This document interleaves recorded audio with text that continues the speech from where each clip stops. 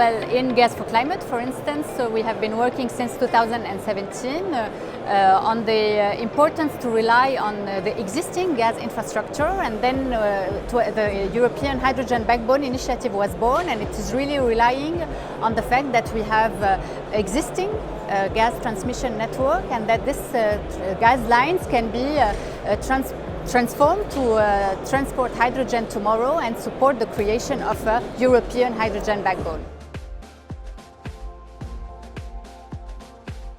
Well, we see the hydrogen, its main challenge today is that it is a nascent market, it's an emerging market, that the demand and the supply today remain limited, even though we see very good dynamics here in high evolution, where there are many actors involved all over the value chain. And so we see a very good dynamics, but indeed today the demand is limited, the supply is limited, but we need to accelerate very quickly in order to meet our climate objective, and also in order to meet also our security of supply objectives, given the current context on the gas market and the need to reduce our dependency on Russian gas. It's very impressive, it's progressing very quickly. We see that the actors are much more organized. We see that there's a lot of public support, political support, a lot of European funds and national funds. It is also a pillar of the recovery plan in many countries in Europe, so it's excellent news. But we need to accelerate much further, and this is why we are working in this European hydrogen backbone to present an infrastructure plan.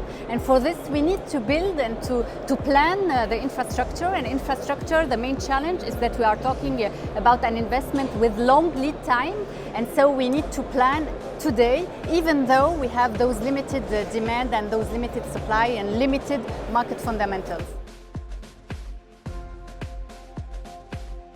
Concretely, what we are working on, we are more than 30 TSO, transmission system operator in Europe, and we are cooperating in order to identify among our network where are those gas pipelines that can be transformed tomorrow to transport hydrogen. So we have presented a plan, the European Hydrogen Backbone, and built on 60% of repurposed pipelines and 40% of new pipelines, and this at a very, very limited cost. And the main objective is to link the consuming areas in Europe with the producing areas, and so to accelerate the development of hydrogen and realize economies of scale.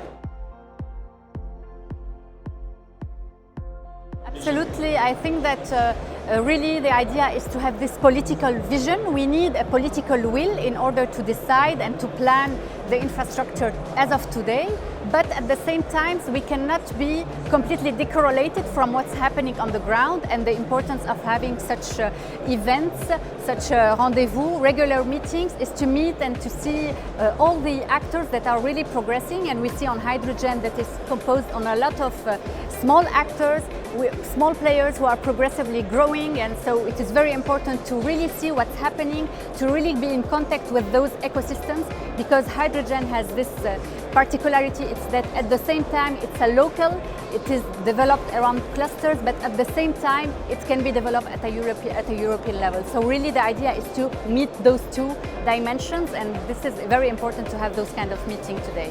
We definitely need those kind of events. Of course, international gathering, many players we have met with many players in Europe today, also in France, of course, also on the regional level. This is very important on local level. Many actors, producers, equipment, consumers, all are gathered today, so this is very, very important.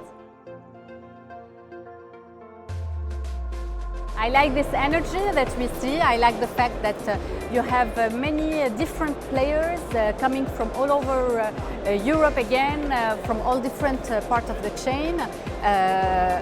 Very diverse conferences with a lot of contents, a lot of interesting things to learn. So I think it's a very comprehensive event covering really what's happening today on the hydrogen market.